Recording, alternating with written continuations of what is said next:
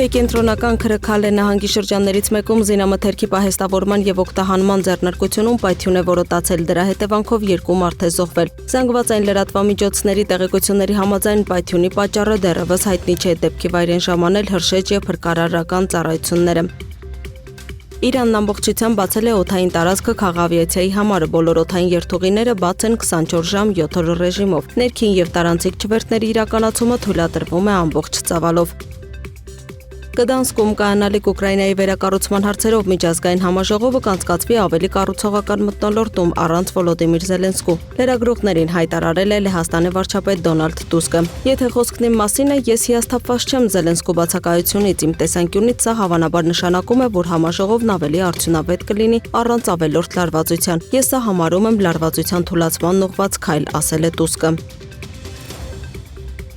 Ուկրաինական հարվածները Ռուսաստանի քաղաքացիական ենթակառուցվածքներին չեն կարող ազդել ռազմաճակատի իրավիճակի վրա, հայտարարել է Ռուսաստանի Դաշնության նախագահ Վլադիմիր Պուտինը։ Նա կարծիք է հայտնել, որ այդպիսի հարձակումները միայն խթանում են մարտիկներին մարտի դաշտում կատարել այն խնդիրները, որոնք իրենց առջև դնում է երկիրը։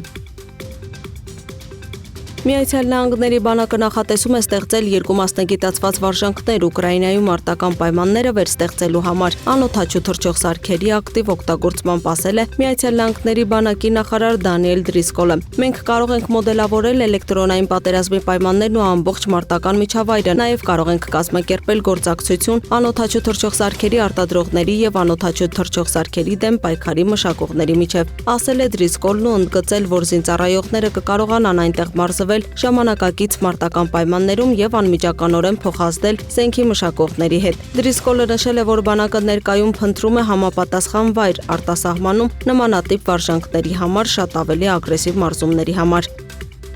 Ամերիկյան պաշտպանական արդյունաբերության Lockheed Martin ընկերությունը Պենտագոնի հետ ստացել է $8.4 միլիարդ խոշոր պայմանագիր։ Բանակի զինանոցն ընդլայնելու համար ճշգրիտ կառավարվող հարվածային հրթիռներ արտադրելու համար հայտարարել է Միացյալ Նահանգների պաշտպանության նախարարությունը։ Պենտագոնը հավելել է, որ լրացուցիչ պայմանագիրը Increment 1 հրթիռների ընդհանուր պատվերը հասցնում է $13.33 միլիարդ եւ ներառում է հրթիռների մատակարարումը, նախնական գործառնական կարողությունների աջակցությունը եւ մշակման աշխատանքները մինչև 2032 թվականի ֆինանսական տարվա ավարտը։ Հրթիռները կուղարկվեն Միացյալ Նահանգների բանակի Redstone արսենալին Ալաբամայում։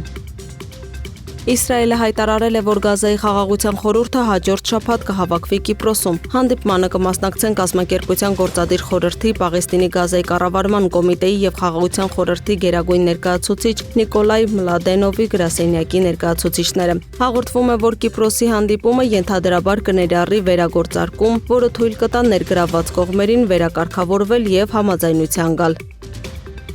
Միացյալ Նահանգների նախագահ Դոնալդ Թրամփը կարծում է, որ Իսրայելի կողմից Լիբանանում հրադադարն ի վերջո իրականություն կդառնա։ Սպիտակ տան ղեկավարը սակայն չի բացատրել իր վստահության հիմքը։ Ավելի վաղ Միացյալ Նահանգներն ու Իրանը ստորագրել են փոխըմբռնման հուշագիր, որը կոչ է անում անհապաղ դադարեցնել ռազմական գործողությունները բոլոր ճակատներում, այդ թվում Լիբանանում։